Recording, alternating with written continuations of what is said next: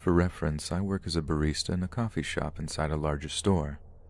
I'm one of a handful of male baristas at my shop. I am gay and very open about this. I wear pride shoes, I have a pride flag attached to my name tag, and I have a couple of wristbands with rainbows and phrases like Orlando Strong and a local LGBT plus center. So the other day I was working my shift at the register. A gentleman comes up to me and smiles. I think he noticed the pride flag on my name tag, but he didn't explicitly mention it at first. He says he doesn't know what to order and asks me for my opinion. Now, I am not particularly a coffee drinker, but I know what drinks fit what tastes, so I ask him what he likes and I try to give him recommendations. As I'm talking, I can tell he's paying more attention to me than what I'm saying, which I'm completely okay with. He was a shorter but well-built man, had beautiful eyes and a nice beard, basically the perfect DILF. Eventually he decides on a super sweet iced drink that we have, and I go to make it for him. As I'm making the drink, one of my coworkers leans over and whispers, "I think that customer just took a picture of you." That was a bit of a red flag, but I thanked her and kind of brushed it off. I give him his drink and he smiles. He points to the pride flag and says, "I love that flag. Where can I get one of those?" I laughed and said I got it from a pride event I went to a few years ago. He then said, "And where can I get the person it's attached to?" I immediately feel a rush and I start blushing, but trying to act professional, I brush it off. He eventually takes his drink and sits at one of the tables. I continue going out about my day, debating whether I should give in to this guy or not. Every now and then I would glance at his table to see him looking at me. No matter when I looked, it seemed like he was looking at me. I started to get that weird feeling of heart eyes with red flags. Then I noticed that he hasn't taken a single drink out of his coffee. Remember, it was an iced drink, so I could see the clear plastic cup. When I have a break and go to wipe down some of the tables, I stop by his table and ask if he didn't like the drink. And if not, I could make him a new one free of charge. He hands me the drink and mentions he's not sure if it's too sweet for him or not and asks me to try it. I politely decline, telling him I don't drink coffee. He's shocked and asks me why I'm working here and blah blah blah. As we're talking though, his questions start to change. "So do you lift at all?" "No, not really." "Well, how much do you think you could lift if you had to?" The job requirement is 50 pounds, so I guess at least that much." "Well, I learned that it's good to be able to lift at least half your body weight. How much do you weigh?" Immediate red flags go off. There was something about the combination of the drink and the two questions that made me feel like I was being asked how much of a fight I'd be able to hold, especially if I was drugged. I've been drugged at a party before, and these things are red flags that I've learned to pick up on. So I kindly and quickly end the conversation and go back to cleaning up tables. As the hours go by, he continues to sit there, not drinking his drink. Other employees and a couple of managers ask if everything's okay, and he says he's perfectly happy. Every now and then, he takes a phone call, and at one point, I swear I can see a guy on his phone at a different part of the store talking opposite of the guy at the table. Suddenly, I start to feel like there are more eyes on me than I realize. I pull one of my managers to the back and tell them I'm getting weirder and weirder feelings about the guy, and the manager says we'll keep an eye on him. Now, I was closing on this shift, and so as we got closer and closer to closing time, I noticed him still sitting there. When the announcement that the store is closing in half an hour is made, he comes up to the counter and asks if he could walk me to my car after I get off. I tell him our closing duties take us at least 45 minutes after we close, and he says he'd be happy to wait. I politely decline, and he asks when I work next. I tell him I'm off for a couple of weeks. "Well, then I feel like I should walk you to your car, especially if I might not be able to see you for a couple of weeks." No way. I politely decline, and eventually he leaves. I finish my closing duties and head to the employee area. As soon as I get down there, I tell one of my managers about the situation and ask if I can take the side exit from the store. At our store, we exit out one of the main doors after we close, but There's a single door that we use to get into the building before we open, and that managers use to get out after we close. He agrees and tells me he'd walk with me to my car to make sure I'm okay if I'm cool with waiting a little while. I am. So I walk out the side doors with a couple of managers. I get into my car, and as I'm driving away, I see a large van with extremely tinted windows parked in front of the front door. The passenger window rolls down oh so briefly as I pass by, and I'm instantly able to make out that the passenger is the same cute but creepy customer, and there's clearly someone else in the driver's seat.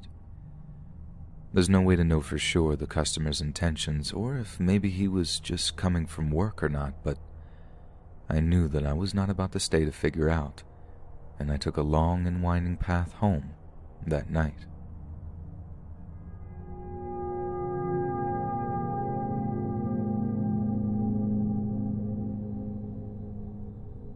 When I was in 3rd grade, there was this girl in my class.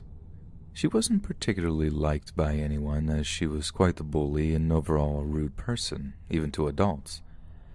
She was known for having anger issues and getting mad at people for what seemed like no reason. I was no exception. Her name was Carly.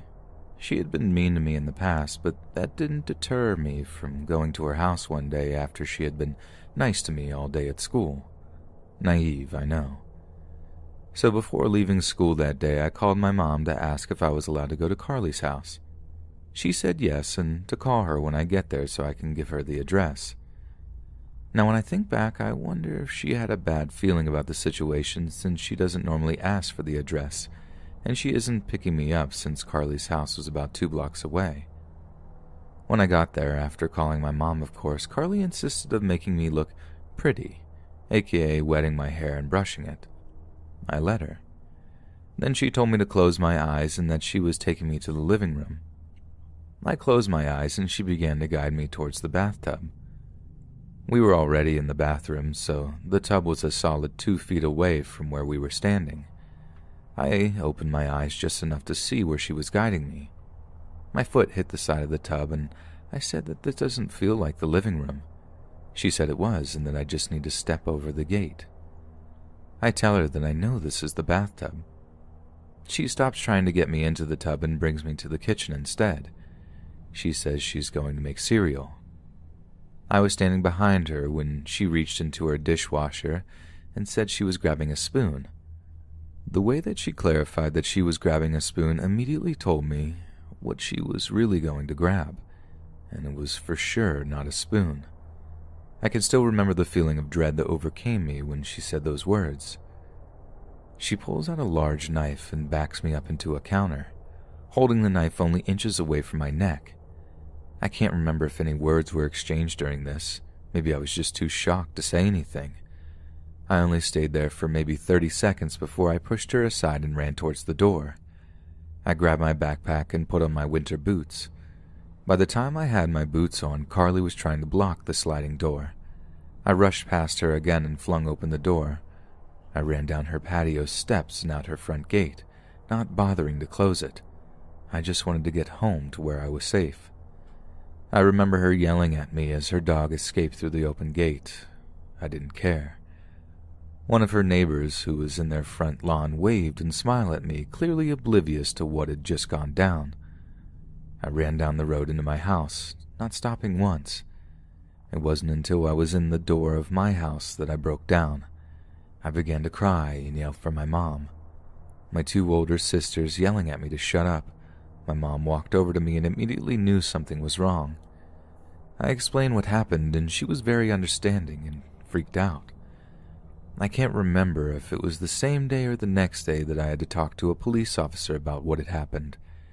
He asked me what kind of knife it was and whatnot. I think my mom relayed most of the story to him because I don't remember having to say much. They got in contact with Carly's foster mom, and Carly got in big trouble for it. At the school, Carly yelled at me for getting the cops involved and tried to guilt-trip me by saying that her mom threatened to put her back in foster care if she did anything like that again. I told her I didn't care. The school was also notified of the situation, and the teachers were made sure to keep an extra eye on her, but that didn't mean I wasn't paranoid around her. I made sure to keep my guard up for the rest of the school year. Which was true. She had it coming. I always thought that it was a bit extreme to involve the cops, but I ended up making Carly never mess with me again. I ended up moving after that year for unrelated reasons, only to move back before I started 6th grade. The first day of middle school, I was awaiting for them to call my name so I knew which class is my homeroom when I hear an all too familiar name, Carly, and then her last name. I watch as no one goes up to join the class. Was she not here? Next, I was called. I go up to join the class that she would have been in. I found out later when the teacher was doing attendance that she had moved 3 hours away just before the beginning of the school year. It's been 3 years since then, and I can only hope that she doesn't come back. But if she does, I'm not too concerned. And if she does, I'll make sure that she stays away from me. That incident has given me some trust issues, but at least now I know to choose my friends wisely.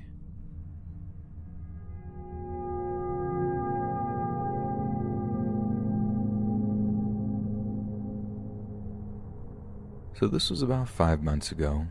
I don't remember it with complete clarity, and I'm not the best at telling story events from my life, but bear with me. This was about 2 a.m. in downtown Denver. A friend of ours hosts a D&D session every Sunday. Me and my partner normally stay the night, but we had plans the next Monday and had to go early. We say our goodbyes to everyone and grab our bags and head out. It wasn't a long walk at all to the car, not even a block away. Me and my significant other started walking and chatting about the session. Then we both got silent at the same time. Someone was behind us. I don't know how, but we both knew he was going to be bad news. He continued to follow us to the parking garage, and right before we entered, he spoke up with a, "Are you ladies 18 or older?" Now, I'm a bigger girl of 5'10", and more than knew how to hold my own against creeps. This guy struck me as different. He was a good foot taller than me, blonde, blue-eyed male with one heck of a disgusting smile. Me being the dumb, polite person I am, I said something like, yes, why? And he proceeded to start saying things like, "Do you pay your taxes?"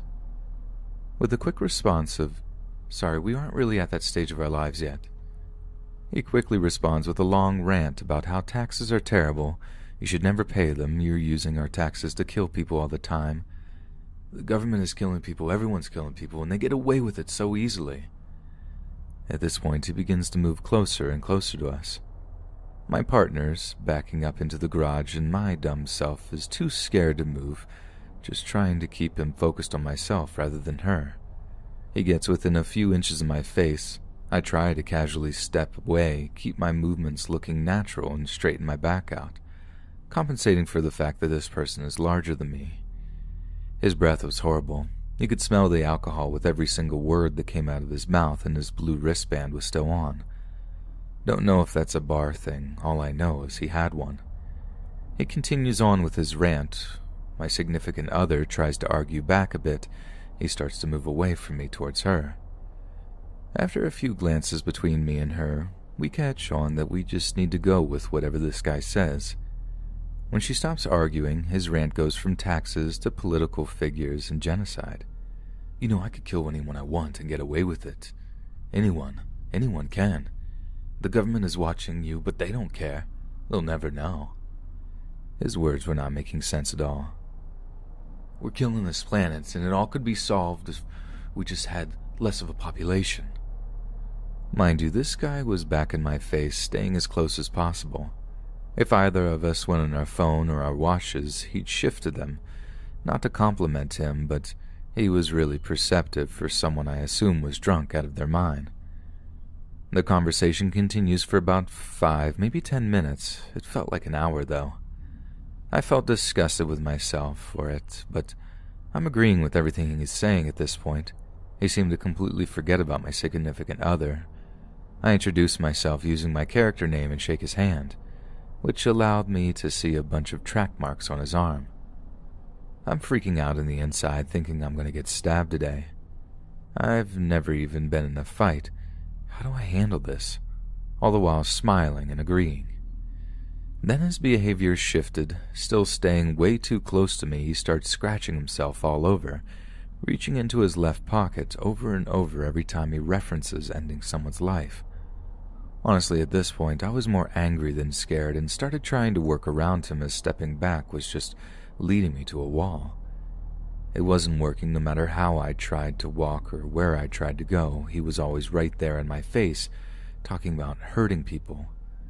He wanted that it would solve the world's problems if people just went out and just hurt a few hundred others. I got fed up with it, stepped to my right, then quickly to his left, and backed up straight out of the garage. He followed, so did my partner behind him. We were finally out in the open again. I sent so many desperate looks to people walking by as he kept getting more and more pushy and ever closer to me, so much as he was almost chest to chest with me. I don't know what came over me, but I grabbed my significant other's arm. Missed it by a long shot, she said, what I mustered the best smile I could, and said, "I just wanted to hold your hand." As a gay person, either a few homophobic and crazy people encounters, this was the worst idea ever. She handed me her hand, though I pulled her by me, and this man that seemed like a huge threat backed up so quickly, saying, "Oh, you two are together. Yeah, I'm cool with that. Have a great night." This boy had been doing whatever he was doing, turned tail because we were gay. The one time my preference has ever probably saved me rather than put me in danger. We waited until he was far up the street, then went straight to the car. The second we got in, we locked the doors and drove off. I was shaking the whole car ride home. We actually passed him and saw him twitching later on down the road. Me and him made direct eye contact.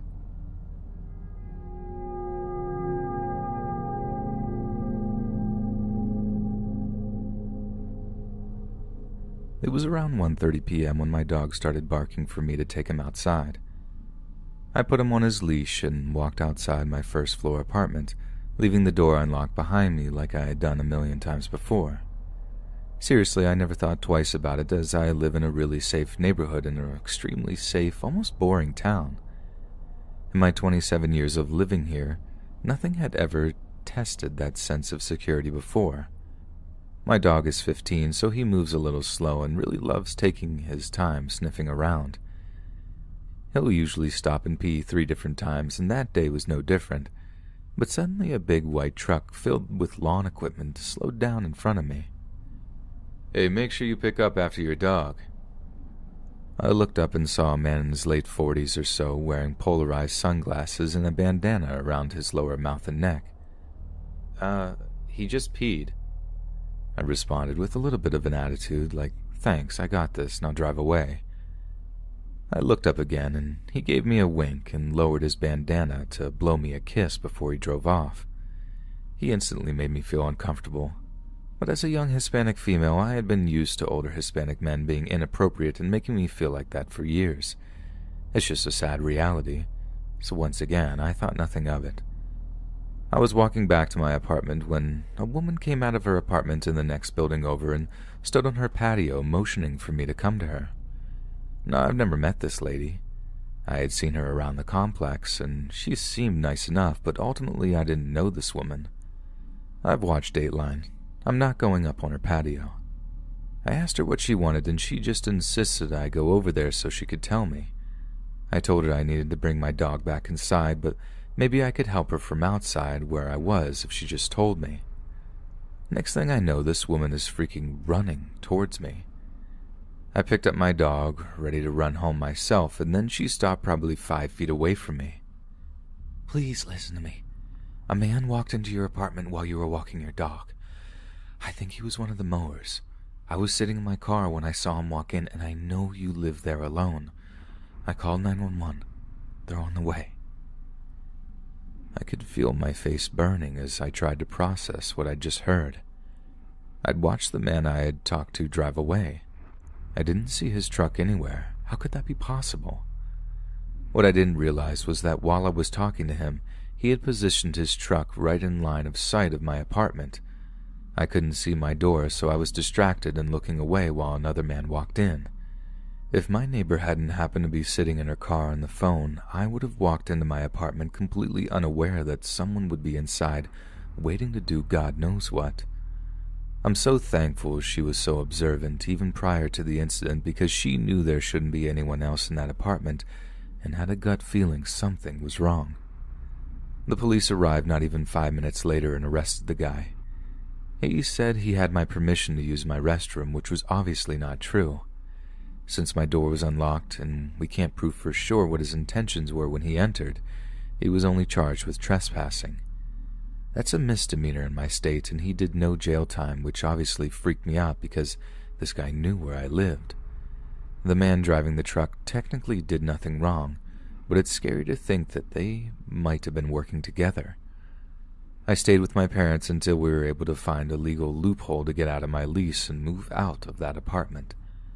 I moved into a house with an old friend and got a ring system installed that same day. My dog has a backyard now. My dad mows the lawn for us, and I still get coffee with the neighbor who called the cops for me.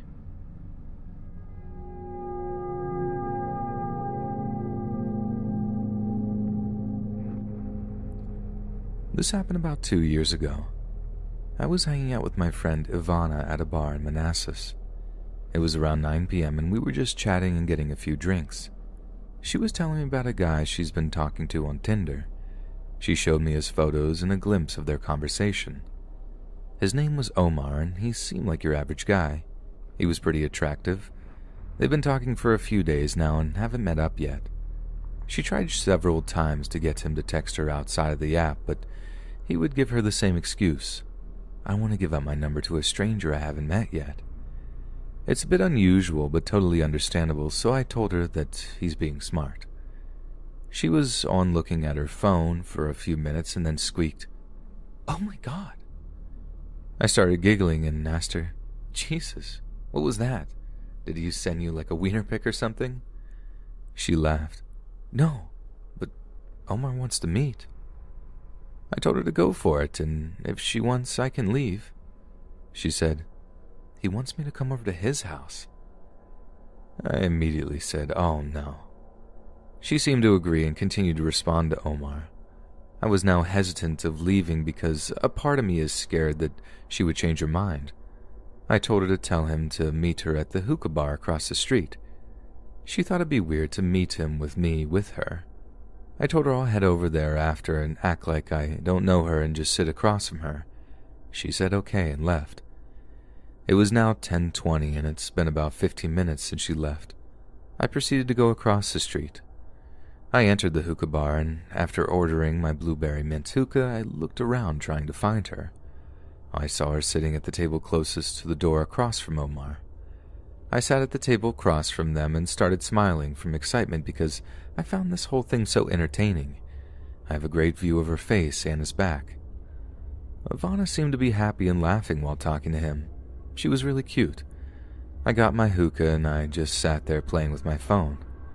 I was texting my boyfriend and telling him what was going on. While I was mid-typing, I got a text from Ivana. "Amy, I don't know about this." I looked up and saw her face. She seemed pretty uncomfortable. Being the nosy friend that I was, I asked what's wrong, and she responds, "He keeps asking me to come home with him." I smirked and responded, "Ooh, he's trying to get some." She wasn't looking at her phone for a couple of minutes, and I saw her stand up. She smiled at him and headed towards the bathroom, and she called me. "Amy, I need to freaking leave now." The smile disappeared from my face, and I started to worry. She seemed genuinely scared. "Whoa, what's going on?" "He asked me like 10 times to come over, and when I kept saying no, he laughed and said, 'Don't make me kidnap you.' He's probably joking, but I don't know. He's probably just joking, but that's still pretty creepy. Amy, what do I do?" I was about to answer when I saw Omar get up and walk towards the bathroom. I thought he was just going to the men's room, but that's when things got weird. He stopped right outside of the ladies' room and put his ear to it. "Ivana, don't say anything else. He's right outside your door." At this point, I knew something is definitely wrong with this guy and we need to get out of there. He took his ear off the door and sat back down at the table. I reassured her that things were going to be okay because I was here and that we'll leave soon. Ivana came out of the bathroom shortly after and sat down in her seat. After a couple of more minutes of forced awkward conversation between them, it was time to leave. I saw them get up to pay and walk out the door. I got up to pay, then left. I walked by the both of them standing at the front and just went straight to my car. I just watched them from my car, making sure she's okay. I couldn't hear anything, but from what I could tell, she seemed to be fake smiling and I think trying to leave. She pulled out her phone and I saw him snatch it. He held it in the air laughing as she was trying to grab it back. He then started to walk backwards toward a blue car I assumed was his. She wasn't smiling anymore and her face was clearly upset. I rolled down my window to listen since there are now only a couple of cars in front of me. Stop playing around, give me back my phone. Get in the car, Ivana. What? No, give me my phone back already. Get in the car now. I can see her crying now, and all I could think was this had gone too far. I jumped out of the car and called my boyfriend. I walked straight to them, and with my boyfriend on speakerphone, I yelled at him, "Give her her phone back and get out of here!" He seemed startled and asked me who I was. Ivana was shaken up at this point, but all I could feel was rage. "I'm her friend, and I've been here the whole time. My boyfriend's on his way. If you don't give her her phone back and leave before he gets here, then I swear to God, you're gonna be screwed." He handed her phone back and started laughing.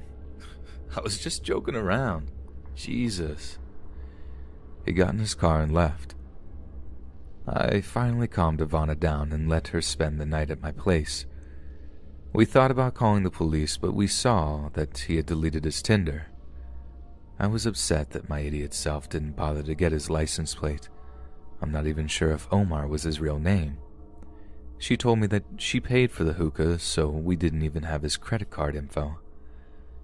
I've learned a lot of things from this scary situation in my life. This taught me that unless you know someone very well, always meet in public, and it never hurts to have a friend close by.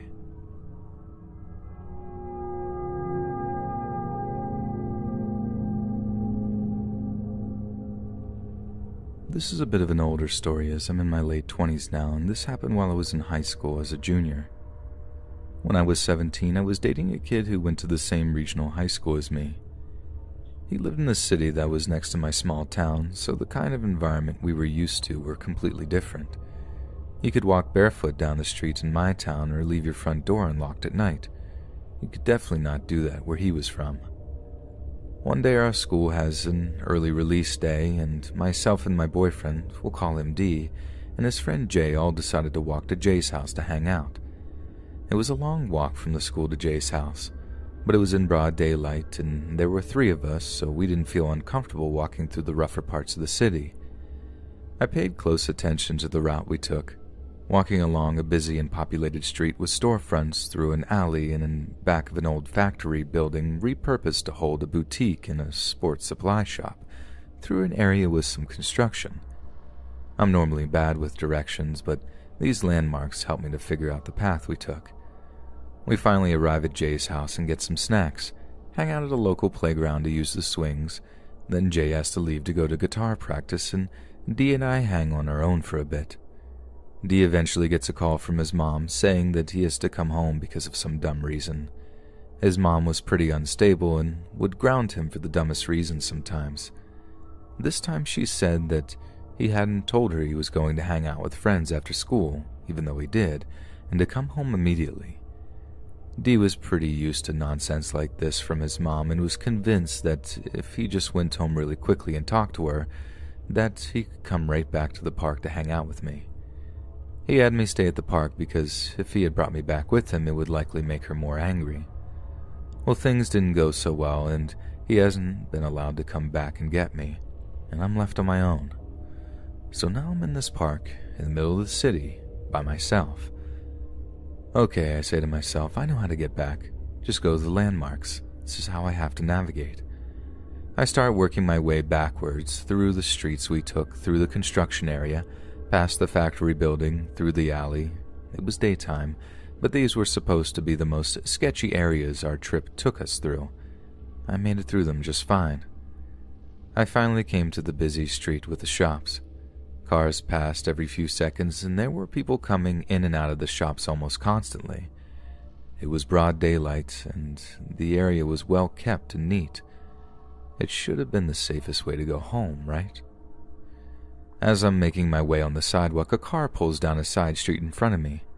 I think that he's trying to merge onto the main street and into the traffic, so I stop to let him go. Instead of pulling forward, he rolls down the window. It's an older man, maybe early 60s. No real discerning features other than short gray hair. Seems normal enough, and he speaks to me. "Excuse me, do you know how I would get to Jefferson Street?" I'm not from the city, so I honestly wouldn't know how to give him directions. But it's a pretty well-known street. There were tons of major businesses on that street. It seemed weird for an adult not to know how to get there. It was like not knowing how to get to Main Street. But I was a kid who didn't drive, so I didn't know. "No, sorry, I don't." "Are you sure you don't know how to get there?" "No, sorry." He pauses. "Why don't you get into my car with me and you can show me how to get there?" Wait, what? Now, if you've ever been in a weird situation like this, you might be familiar with that time stop sensation. It's like you're looking at everything from far away for a moment and you can take everything in. In this moment, I'm thinking a few things. This guy just pulled up on a 17-year-old girl in broad daylight on a busy street. He's blocking my path. I just told him I don't know how to get to Jefferson Street, but he's now asking me to get into his car to show him how to get to Jefferson Street. What? Those little red flags are popping up everywhere. The buzzers and sirens and stranger danger lessons my parents taught me since I was in primary school are screaming in my brain, and if this guy's weird vibes didn't show up before, they were now. I didn't like what I was feeling. This guy was either a creep or just completely senile. I looked at the old man and am very wary of him. A part of me is telling me to turn around and walk away. "Sorry, I can't." I'm gripping the strap of my backpack. His face changes. I had never actually seen this kind of thing happen before, where someone's face actually makes a shift, and this is the only time I've ever seen it. He immediately looks angry. He doesn't seem like a senile old man anymore. He yells, "Get in the car!" He confirmed the bad feelings in my stomach. For me, the adrenaline is now flowing, and I'm both scared and angry at the balls of this old man. I don't know why this came to mind, but all I could do was scream at him to screw off.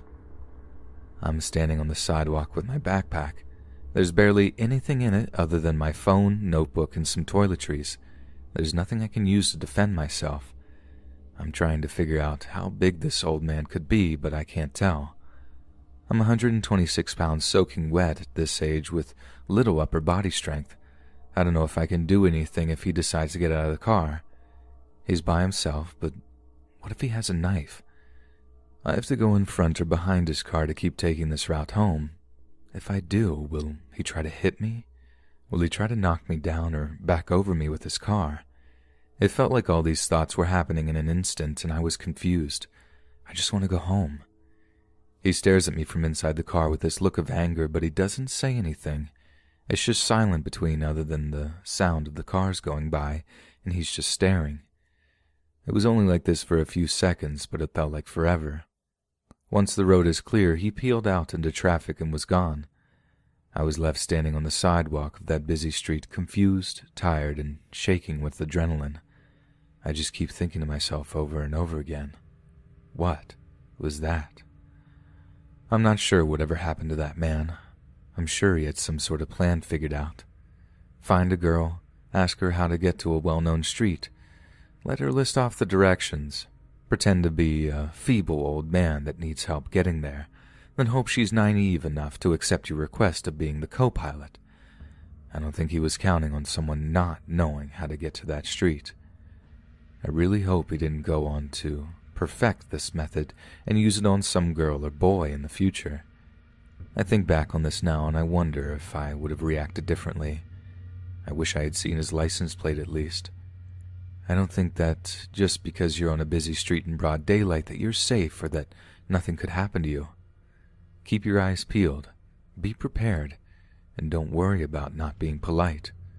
When your gut is telling you something is up, listen.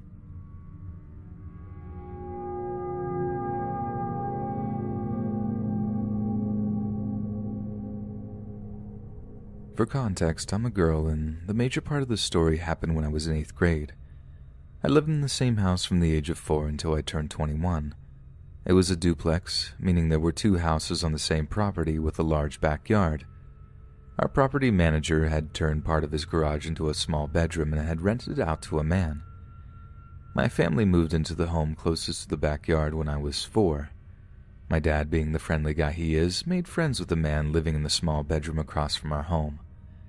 This man was older, maybe in his late 40s or early 50s, always reeked of alcohol and cigarettes, wore glasses, and had crooked teeth. The works. Over the years, he'd watch me closely, in a creepy way.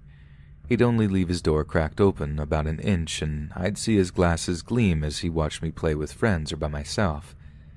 He would always try to tempt me to come to him with money or candy. As I got older, I started inviting my middle school friends to my home. A few of them would comment on the weird man staring at us. I remember a time where I said, "He's staring at us again," and one of my friends responded with, "He's not staring at us. He's watching you." My best friend is Karen. Karen and I have always been super invested in Naruto. We'd always watched it in our spare time together. One of the characters, Jiraiya, was a super pervert who would lurk around women. Naruto called him Pervy Sage, so we started calling the creepy old man Pervy Sage as well. Sorry, Jiraiya. Late one night, maybe at around 8 p.m. or 9 p.m., when I was about 13 or 14, Karen and I were in my dining room area, sitting at the computer with my dog on my lap. My parents were at work. My older brothers were in their room. They shared the master bedroom. They were hanging out with their friends. I recall hearing my front door open but not thinking much of it. That's until I smelled the stench of cigarettes and alcohol. We looked to our left and saw him inside my home, but neither of us said anything. Karen and I were both in shock. He walked up to us and stood behind me. He began to play with my hair, asking what we were doing. Karen and I just sat there, not knowing what to say. He knew my parents weren't home. She blurted out we were ordering pizza online and typed in Pizza Hut on the search bar. She later told me if we ordered pizza, a grown-up would come and we could tell him or her what was wrong. The man did not budge. He continued to play with my hair. Karen got up and nervously said, "I'm going to ask your brothers if they want anything on their pizza." And with that, she ran to her right, straight down the hallway and bolted through my brother's door. I had just finalized the pizza purchase and heard her scream, "Pervy Sage is acting weird." The man only spoke Spanish. I doubt he knew what she said. But with that, I grabbed my dog and ran towards my brother's room and repeated it. "Pervy Sage is acting weird." Both Karen and I were blurting out how weird he was being and how he came in uninvited. I can imagine we both looked hysterical. My brothers told us to get the F out of their room. I'm not sure if they were trying to look cool in front of their friends, but I knew how they were. If I didn't do as they asked, I'd get beat up or told off. Karen and I looked at each other, sort of defeated. We closed their bedroom door and stood in front of it for a second. We looked back at where we originally sat, but the man was not there. Karen and I ran to the kitchen, grabbed 2 knives, and ran into my bedroom and locked the door. She sat on the bed with my dog, and I sat on the floor, trying to listen or feel if he was walking around my house. My house was old. It would easily shake when someone walked around, so I felt if I sat on the floor, I'd feel it if he were inside.